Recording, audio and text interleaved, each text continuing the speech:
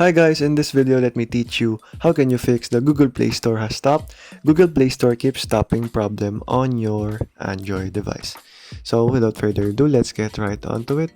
So to be able to fix this guys, we need to do two ways. We need to reboot the Google Play Store app right here. And we need to clear the cache of the Google Play Store and the Google Play services. So go ahead and go over to settings, app manager. So it will be depending on what phone you have. So Google Play Services, search for Google Play Services. Okay, so go ahead and go over to storage here, clear data here, clear cache. Okay, that will reset the service. And Google Play Store here, storage again, clear data, so clear cache first.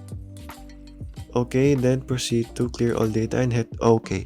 So what that did guys is it logged you out of your Google accounts on your Google Play Store. So you just need to log back in on your Google Play Store and you should be good to go guys, because that will reset the Google Play Store and Google Play services accordingly.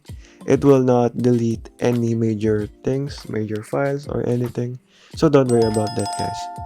Okay guys, so those are the ways on how you can fix this issue. Thank you for watching and goodbye.